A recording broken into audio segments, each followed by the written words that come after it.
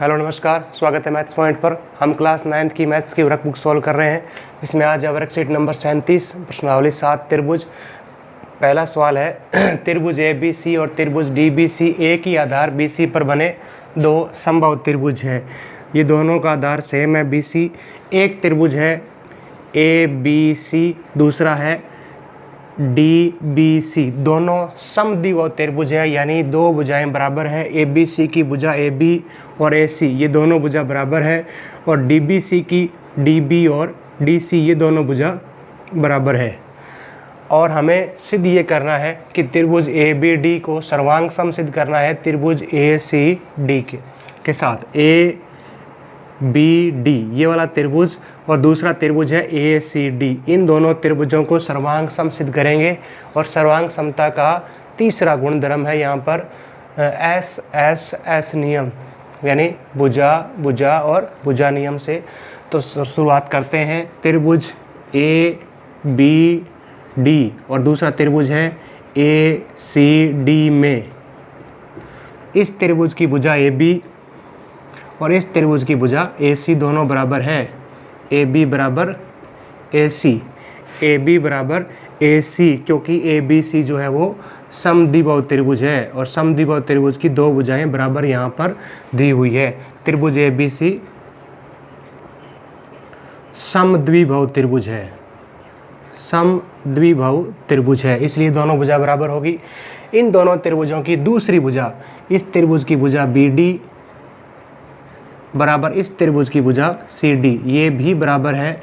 ये क्यों बराबर है? BD CD के बराबर क्यों है?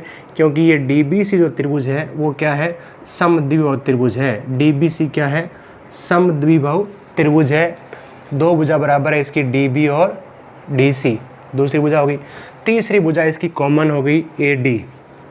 AD इस त्रिभुज की भुजा है AD बराबर इसकी भी AD, तो AD बराबर AD उभयनिष्ठ भुजा हो गई, उभयनिष्ठ भुजा। और अब यहाँ पर आपने तीनों भुजाएं बराबर सिद्ध करी है, तो इसलिए नियम हो जाता है भुजा भुजा भुजा गुणधर्म से त्रिभुज ABD सर्वांग सम त्रिभुज ACD इति सिद्धम। ये फर्स्ट पार्ट सिद्ध हो गया है। अब हम करते हैं इसका सेकंड पार्ट सिद्ध। सेकंड पार्ट में क्या करना है? त्रिभुज ABP को ACP के साथ सर्वांग सम सिद्ध करना है। तो त्रिभुज ABP एंड त्रिभुज ACP में इन दोनों त्रिभुजों को सर्वांग सम सिद्ध करेंगे। ABP ये वाला त्रिभुज और ACP ये वाला त्रिभुज। तो देखें, इस त्रिभुज की भुजा AB बराबर इस त्रिभुज की भुजा AC, ये दोनों भुजा बराबर हो गई है, क्योंकि त्रिभुज ABC जो है वो समद्विबाहु त्रिभुज है, समद्विबाहु त्रिभुज है, दोनों भुजा बराबर होगी। उसके बाद दूसरी भुजा ABP और ACP, इनको करना है सर्वांग सम। देखें, इसका कोण ये वाला इस कोण के बराबर होगा। इधर वाले त्रिभुज का कोण हो गया BAP बराबर इधर वाला कोण हो गया CAP। ये दोनों कोण बराबर क्यों हैं? क्योंकि अभी अभी आपने इन दोनों त्रिभुजों को सर्वांग सम सिद्ध किया है। तो इन दोनों को त्रिभुजों को सर्वांग सम सिद्ध करने से सर्वांग सम त्रिभुजों के संगत कोण बराबर होते हैं। इन दोनों त्रिभुजों को अगर आपने सर्वांग सम सिद्ध कर दिया तो इसके संगत कोण A बिंदु पर इसके A बिंदु पर बने कोण के बराबर ये दोनों कोण बराबर होंगे इस दोनों त्रिभुजों में। और ये सेम कोण है इस ABP का भी और ACP का भी। तो दूसरा कोण भी हो गया। इसी तरीके से इस त्रिभुज का कोण B, यानी कि कोण ABP बराबर कोण ACP, ये दोनों कोण बराबर क्यों हैं? क्योंकि ABC जो है वो समद्विबाहु त्रिभुज है। ABC क्या है? समद्विबाहु त्रिभुज है। जिसमें दो भुजा बराबर है, कौन कौन सी, ए बी और ए सी। और जो दो भुजा बराबर है उस बराबर भुजा के संगत कोण बराबर होते हैं। ए बी के सामने कोण है सी बिंदु पर ए सी पी ये वाला, और ए सी के सामने कोण है बी बिंदु पर ए बी पी, ये दोनों कोण बराबर होंगे। तो यहाँ पर कौन सा नियम लग गया, कोण भुजा कोण, कोण भुजा कोण गुणधर्म से त्रिभुज ए बी पी सर्वांग सम त्रिभुज ए सी पी इति सिद्धम। ये सेकंड पार्ट सिद्ध हो गया है। दूसरा क्वेश्चन सॉल्व करते हैं। एक त्रिभुज ए बी सी की दो भुजाएं ए बी और बी सी तथा माध्यिका ए एम, ये एम माध्यिका है, क्रमशः एक दूसरे त्रिभुज की भुजा पी क्यू क्यू आर और माध्यिका पी एन के बराबर है। यानी इस त्रिभुज की भुजा ए बी इस त्रिभुज की पी क्यू के भुजा के बराबर है, और दूसरी भुजा इस त्रिभुज की है बी सी इसकी क्यू आर के बराबर है, और तीसरी माध्यिका है इस त्रिभुज की ए एम और दूसरे त्रिभुज की माध्यिका पी एन के बराबर है।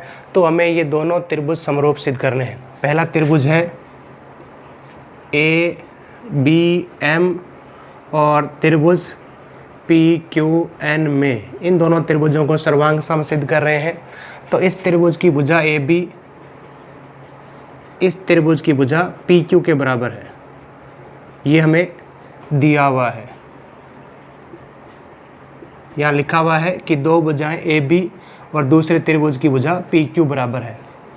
दूसरी भुजा जो है इस त्रिभुज की भुजा हो गई बी सी बराबर इस त्रिभुज की भुजा होगी क्यू आर, ये बराबर दिया हुआ है। लेकिन ये दोनों भुजाएं ही इन दोनों त्रिभुजों की नहीं है जिनको हम सर्वांग सम सिद्ध कर रहे हैं। तो बट्टा में 2 करेंगे, क्योंकि P से Pn माध्यिका है तो ये n जो है वो QR को समद्विभाजित करेगा। A से AN माध्यिका है, A से AM माध्यिका है तो BC को समद्विभाजित करेगा। इसका मतलब BC का जो हाफ है वो BM होगा और इधर QR का जो हाफ है वो QN होगा। ये दोनों भुजाएं हैं, इन दोनों त्रिभुजों की है, BM बराबर आ गया QN। तो दोनों त्रिभुजों की दो भुजाएं बराबर होगी। तीसरी भुजा हमें दी हुई है बराबर, ये AM बराबर इसका भुजा होगी PN, ये भी हमें बराबर दिया हुआ है। देखो माध्यिका AM बराबर इसकी माध्यिका PN के बराबर है, ये भी हमें दिया हुआ है। तो यहाँ फिर से भुजा भुजा भुजा नियम से भुजा भुजा भुजा गुणधर्म से त्रिभुज ABM सर्वांग सम त्रिभुज PQN, ये हमारा फर्स्ट पार्ट सिद्ध हो गया है। सेकंड पार्ट में त्रिभुज ABC को त्रिभुज PQR के साथ सर्वांग सम सिद्ध करना है। तो इसमें देखें AB बराबर PQ, AB बराबर PQ, ये दोनों भुजाएं बराबर है, हमें दी हुई है, दिया है AB बराबर PQ। दूसरी भुजा भी हमें बराबर दी हुई है, BC बराबर इसकी QR, दूसरी भुजा भी हमें बराबर दी हुई है। दो भुजा बराबर सिद्ध कर दी है तो बीच वाला कोण बराबर होना चाहिए। यहाँ AB और BC का कोण, AB और BC के बीच का कोण हो गया कोण B, बराबर होगा यहाँ PQ और QR के बीच का कोण हो गया कोण Q। ये दोनों कोण बराबर क्यों होंगे?